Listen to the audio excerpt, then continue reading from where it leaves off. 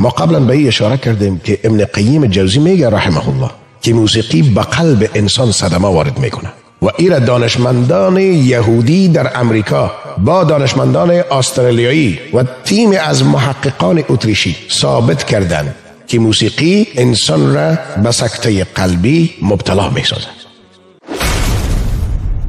عزیزان گرانقدر، قلب انسان یک مایچه از عضله و میاندهی است که رشته حیات انسان را به دست خود گرفته. این رشته حیات انسان در قلب است و قلب هر انسان به طور معمول در هر 24 ساعت بیشتر از 100,000 مرتبه ضربان دارد و در هر دقیقه 70 الی 75 بار قلب انسان به تپش می آید و این تعداد ضربان های قلب به مو حکمت که الله سبحانه و تعالی ایره خلق کرده. نظر به نیاز بدن گاهی تند میشه و گاهی کند میشه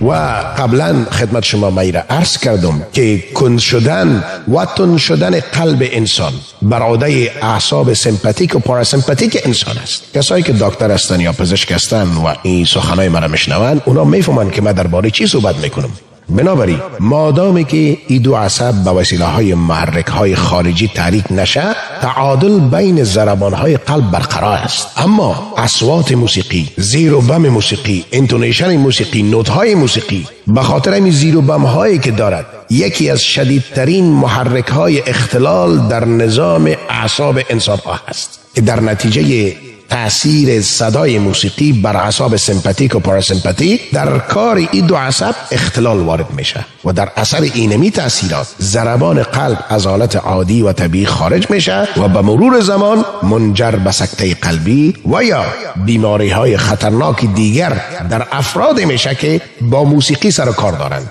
که یکی از مثال های بارزش شوبرت و دومش هم مندلسون، دو موسیقیدان معروف است که به خاطر سکته فوت کردند.